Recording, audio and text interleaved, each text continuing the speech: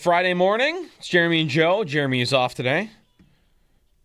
Sal Capaccio now on the Wester Hotline. Talk about Bills practice, the injury to Tre White yesterday, and more. We talked a little bit about college football, though, in the last segment, Sal, as week 0 gets rolling this week. How do you feel about week 0 as a concept and opening the college football season in Ireland every year? I've never liked it. I've never liked week 0. To me, it's the same thing as saying the first round of the NCAA tournament is no longer the first round. It's the first round is the second round, right? Like, oh no, that was the play-in. This is the first. Like, no, you know what I mean? Like, this is the first round. Like, actually, the other way around. Like, they call however they did it. That's what it was. The first round. You know what I mean? They called the first 4, which was only 4 games, the first round, and then right. That's what I mean. And then everybody else playing their first games, which of course is like 10 times the amount of games. You guys are in the second round now. That's right. I do feel like it is definitely a little bit of that. They at least are giving us good matchups, though. Like, one thing I don't like about the first 4 is we get, like, the 2 16 seeds that we know are just going to get destroyed in a couple days. Whereas this is like, 2 ranked teams. Both could make the college football playoff this year. I guess that helps for me a little bit. Kansas State and Iowa State, by the way, is the so that's the one that's happening where? Is that in That's Ireland? in Dublin. Yeah, it's in Dublin. And then I think next week you have several top 10 matchups even already scheduled. I think there's a few early this year, which is great. Yeah. Next Thursday it's UB at Minnesota, right? I think it's Thursday night. Yes, Thursday night. That's great. I see something like that. You've talked to Pete Lembo on the Extra Point Show, UB head coach, and you can't bet UB in New York State, so I haven't had the opportunity to do this, but I kind of want to pick an upset there. Yeah, or be open to it. Like, I would want to bet it, is all I'm saying, because they're playing Minnesota, who's a fine Big Ten team, but Sal, UB last year, when no one was expecting them to do anything, won a bunch of games, and this year, a second year with Pete Lembo, here's the head coach. I don't know. It's Minnesota's not Georgia or Ohio State when it comes to a potential Power 5 upset. Yeah, and the other part about that, Joe, is UB, they've been very, very good at retention. This age of college football where it's very hard to retain your players. And I think that helps teams early in the season, especially, right? When you have retention and you keep your players compared to teams that have all this turnover. And they've done such a great job. And Pete Lembo and I have talked about this and, why that's able to happen. And it's the culture they built. And, sure, you can go and bolt for all this NIL money at other places, and you can stay at UB where they're not going to have those resources, but they're going to have a lot of other things. They're going to really allow you to grow as a football player and a person, and that's what they rely on a lot. And a lot of these guys want to stay because of that. The other thing is, I believe it was like a 12-year stretch, maybe, I'm not sure, up until last year, believe it or not, where a MAC team did beat a Big Ten team in a regular season game. Okay. I think there was 10, 12 straight years where that happened. Until last year, maybe, was the first year it didn't happen. All right, well, let's see that get rolling again. Let's next Thursday at 8 o'clock, the UB Bulls against Minnesota. We'll have time for that, and we'll have time for Syracuse, Tennessee next week a little bit, because they play in Atlanta next week on Saturday. But you're right, this week, week 0, I don't love week 0, but I love the fact that college football is here. I think definitely regular season-wise, we now have college or NFL football every week from now until through pretty much the championship games. Love it. Yep. Syracuse and Tennessee, by the way. That's so much orange in one game. Did not think about colors clashing in that one. Sal, on Bills practice yesterday, we have the preseason game tomorrow, 7:30 against the Bucs. But let's start with practice from yesterday. So what happened to Tre'Davious White as everybody, flocked to social media to see, hey, something happened to Tre White. What was it, and how did it kind of play out? Yeah, so let me kind of just give a little kind of overview of what exactly I saw and we saw, I think, as a media group. I think I could say, being there with everybody. So the Bills practiced inside the stadium yesterday, right? So that's not abnormal for the regular season. A lot of times it's just they practice inside the stadium for a home game, but this week they did it inside the stadium. And I think they did it because they wanted to give the ones a lot more work and have more of a game environment. Sean McDermott kind of talked about that yesterday at his press conference, getting the ones work because they probably won't play tomorrow night, right? So they practice inside the stadium. Well, during an 11-on-11 starters versus starters situation, we in the media, we were sitting, most of us, in the tunnel, on the tunnel side, but in the corner, like the press box side, right? In that corner there when you walk in. And the offense was going away from us. Well, on the opposite side of the field after an 11-on-11 play, even though we were blocked by players, you could see there was a little like something was happening. And somebody goes, somebody hurt over there? We couldn't tell. So I say that, Joe, because it wasn't like any of us saw something happen to Tre'Davious White. You know what I mean? It was just, it's not where you're looking. There's a lot of players on the field. You're just watching practice, and it's practice. Well, all of a sudden you realize it's Tre'Davious White, and he's hopping. He's hopping on one leg. And listen, I'll be the first to admit, but I'm not the only one. I didn't catch which leg he was hopping on because I saw him hopping on a leg just like, oh, my God, he's hopping on one leg. And by the time you kind of realize what's happening, he's not hopping on one leg anymore because he's hopping on one leg. And then Mitch Trubisky came over to him and kind of helped him off the field, and he was still hopping for a moment. You're watching him like, okay, what's going on? And then he walked over to trainers, and he walked to the wall, standing on both feet now, at the wall on the outside there, the fan wall, and he was kind of like he was upset. You know, he was kind of like punching the wall a little bit. You know, you could tell he was frustrated. Trainers talked to him. He stood there, was there for a few minutes. I'd say probably 2-3 minutes. And then we just kept our eyes on him. And then he walked both feet very slowly on his own with a trainer near him across the field, the end zone area there, and all the way up the tunnel. And he kept walking.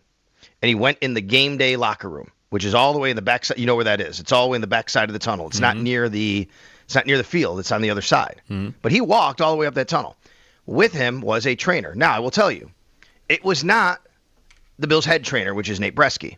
That doesn't have to mean anything. But I think it's notable to me that it was somebody else. Because a lot of times in these situations, the head athletic trainer would be with you. But he's also got other duties. So I'm not here to tell you that meant something or didn't mean something. I just think it was notable to me that it was another trainer that walked with him. Walked all the way up the tunnel. He was in that locker room for several minutes. We were all waiting to see, did he come out? Does he come out? Does he not come out? A few minutes later, it was John Scott and Andy Young were standing there with me, and one of them said, Trey is standing here again. I look over. He had walked back. I know he did because there wasn't a cart there. He had walked back down down the tunnel towards the field. Then he stood there, and he watched a little bit of practice, and a cart came. He got in the cart, sat in the front seat, and then they went out the stadium, out the tunnel. Because that's a long walk to go to wherever they need to go, which is the training facility, I'm assuming, where, you know, the weight room is and the training room is and the practice locker room and all of that. He walked, though, all the way up the tunnel, all the way down, and then got in that cart.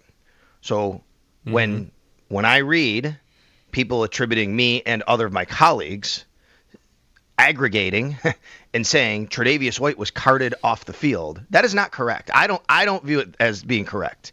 He did get in a cart and eventually leave the stadium. He walked off the field. He walked into the locker room. We can all try to interpret, we can all try to assume a lot of things. But what you need to do is just wait to see what's happening here, right? Yeah. Because it could be a myriad of things from the very minor to the very serious. We don't know that. But that's the context I wanted to give of what I saw and what happened. And we definitely have arrived at, as you lay that all out and like what actually happened, we've definitely arrived at a time in football, Sal, where this happened a lot this offseason, didn't it, with Justin Fields? Maybe there was another situation with the Bills where carted off, sometimes it feels like it gets used to emphasize that this could be really, really bad, when in a lot of these instances it just is, well, the locker room or the training room is far away. 100%. And in this case, that is the case. And it's a long walk up a ramp, right? Which he made that walk originally, and then he didn't because he got in a cart, and they need to go outside the entire stadium all the way around.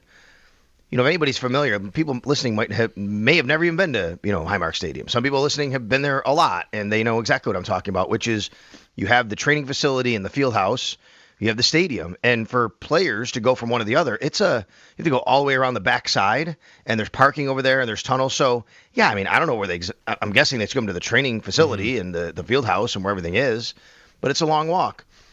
Yeah, and I think because it's Tre'Davious White, because it's a leg, because he's hopping on a leg, of course you're going to be really concerned. You're going to probably assume the worst. I don't blame anybody for that. I think that's where your mind goes immediately.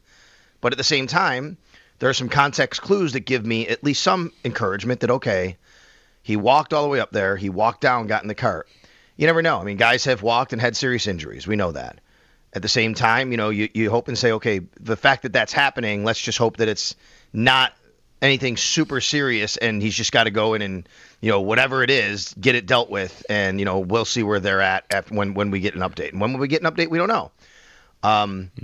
The Bills don't have to provide anything. Now, remember what happened with Max Hairston. We waited a good, 48 hours, I think, almost for that. Yeah. I don't even remember that. It was a day and a half, it seemed like. I don't know. And, there were reports. They were not true. Finally, the true report, and I had it as well, even though there was, a couple of national insiders, Jordan Schulte and Rappaport, Adam Schefter, but I get the same information as well after them, which is that, he had the LCL injury. So that was, Max Hairston. But that didn't happen for about a day and a half. Maybe the same situation plays out here. Maybe Sean McDermott tells us something today in some capacity, even though he doesn't have to, or the team does. Who knows? You just never know. Today's a travel day. Bills would get on a plane and go to Tampa.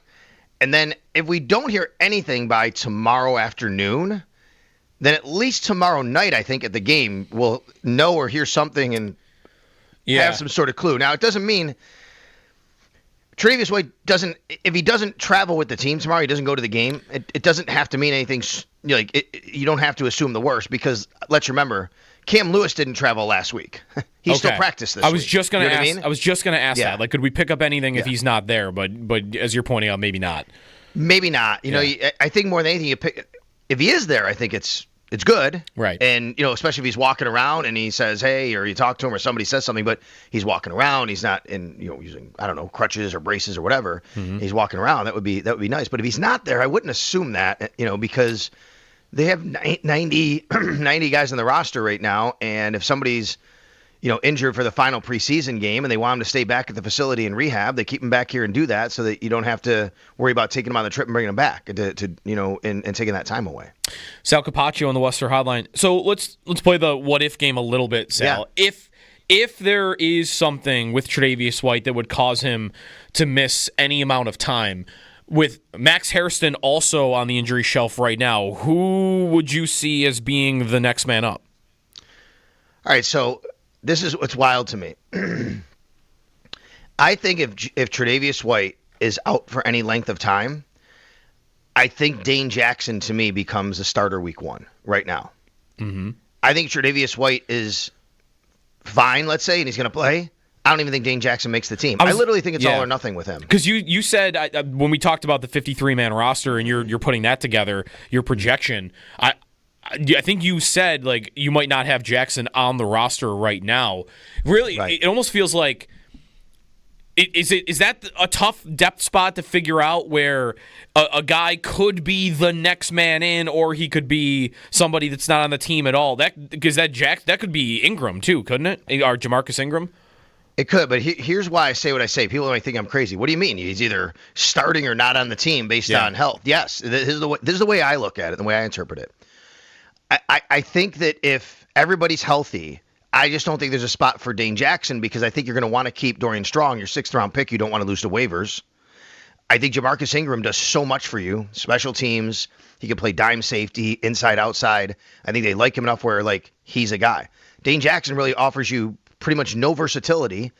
He plays on the outside, and there's probably not a spot for him because of all that. However, I also think that if you have to start one game or a couple games with a guy, I think they would trust Dane Jackson to actually do that on the outside more than Dorian Strong, certainly, and even Jamarcus Ingram, who you need available to be for all those spots, right?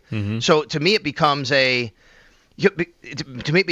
all or nothing proposition for Dane Jackson. That's the way I interpret it. I don't know. What would complicate it? Tre'Davious White, I guess it wouldn't complicate it, but if it's he might be ready week 1, he might not. Now you have to kind of middle it a little bit, and what do you do there? Right? Something like that, if that's the news you get. So, but that's what I think about how they would have to approach it here. What do you think there's any chance they would give Rasul Douglas a call?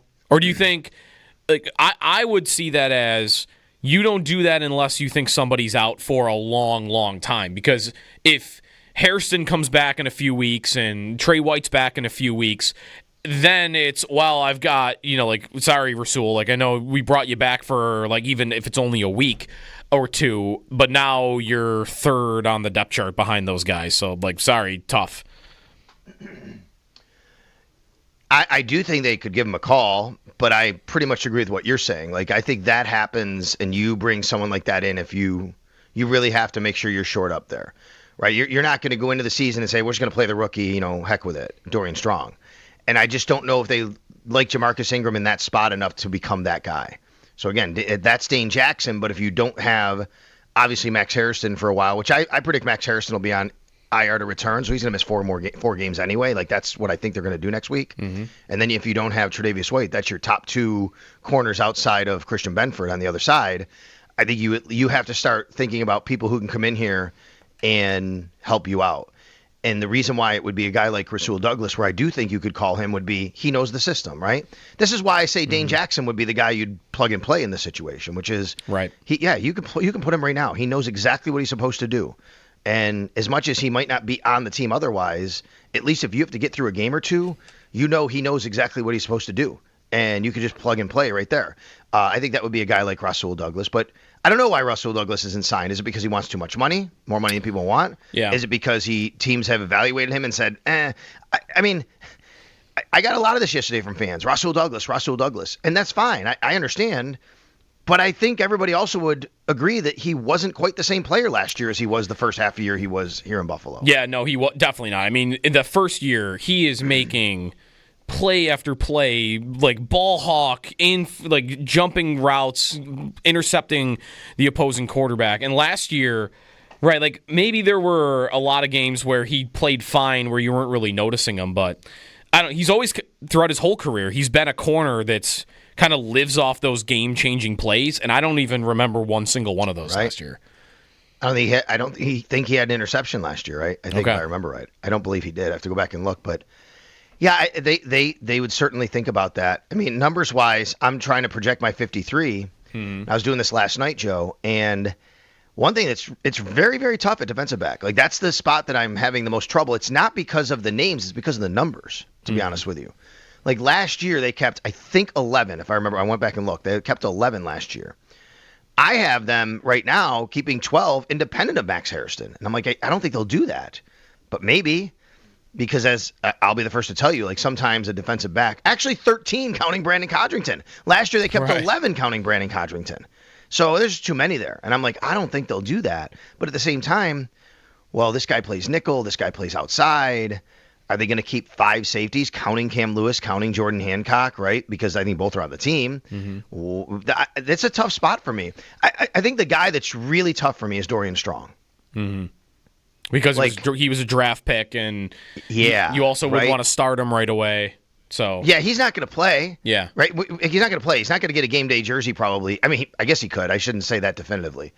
Like, he's not going to be on the field much for you. Certainly on defense. He might not get a game day jersey if you do activate him, but if you release him, that's a draft pick that you could just say, oh, see ya, after, a whole month and a half of developing because another team claims him. But they have cut 6-round picks before.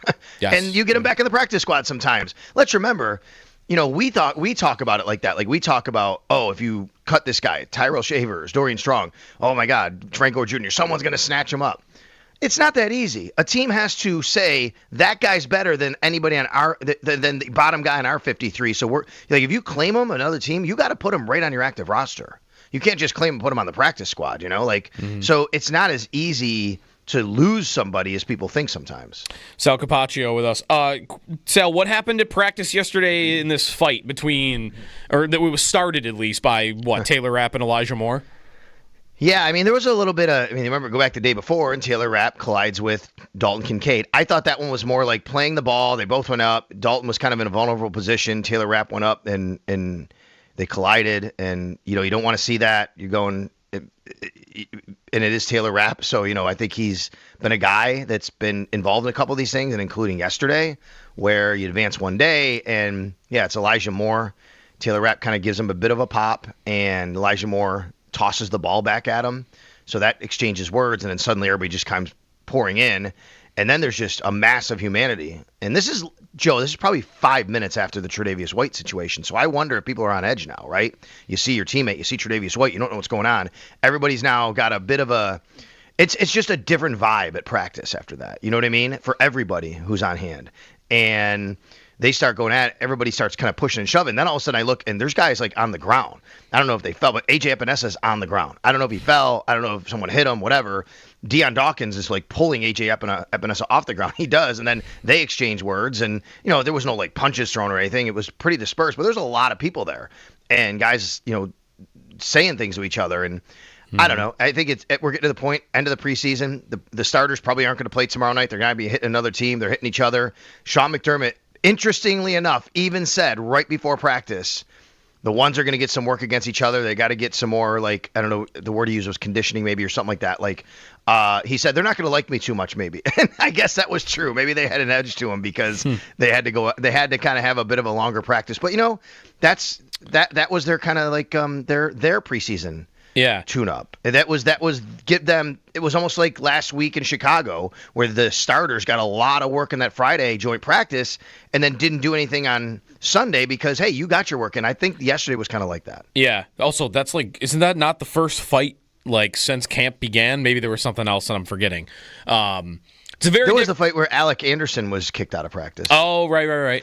I mean, I don't know, it was a really fight on that. By the way, I will tell you, a couple of my colleagues noted that Taylor Rapp was kicked out of practice. I didn't see that part of it from where I was, but a couple of people noted that happened yesterday. Okay. It's also very different than like if you've seen the headlines at Dolphins camp, it's every day they're fighting. And but the vibes are very bad in Miami. It's a very different sounding type of camp. Yeah, I think that even one when they were a couple weeks ago in Chicago, I think there were guys on the same side of the ball fighting each other. They were on the sideline. They weren't even in the rep. Right, they were right. Like the rep was going on between how I saw it described is the Bears and the Dolphins are on the field practicing, and while there's like a rep going on, off to the side on the sideline, there's two Dolphins fighting. So I don't know what's going on there. It just seems like a mess. That wasn't the case yesterday. And we talked with a couple of guys after, and Dane Jackson. We talked with Dane Jackson. We talked Christian Benford. By the way, Benford ended his practice early yesterday, but he told us he's fine. Just needed some rest. Yeah. So nothing there. But like Dane Jackson's like, we're competing and, we're brothers. We love each other and things like that happen. And that's right. We all know that. But I thought it was interesting yesterday that, thinking about what Sean said, like, they're not going to like me. They have to go at it. And then they go out there and that happens. And I'm like, yeah, they're probably like, okay, come on, let's go. Let's get this done with and let's get on with the regular season next week. Sal Capaccio. Very quickly, Sal, preseason game tomorrow. Anything worth mentioning for tomorrow other than we don't really expect to see much of any of the ones you just mentioned? Like, they got their reps in yesterday. Yeah, and McDermott said no Josh Allen. He said everybody else a case-by-case basis. He also said he didn't expect at that time when he talked to us to play most of the starters. I think it's going to look exactly like last week, to be quite honest with you, and that includes Cole Bishop playing. I think Cole Bishop needs those reps. I think the Bills feel he needs those reps. He's going to be playing. I think Curtis Samuel is not, based on Sean's comments, which are basically that he thought he's looked good since coming back from injury. Mm-hmm. And it's really kind of figuring out each guy, right? Do you need these reps? Do you not? So right now, as I sit here, I would say probably not going to see Curtis Samuel, even though he hasn't played, because they might feel good about where he is, but you probably will see Cole Bishop, but we don't really know until we get out there tomorrow night. Sal Capaccio. Thank you, Sal. Enjoy Tampa. All right, you got it. Thanks.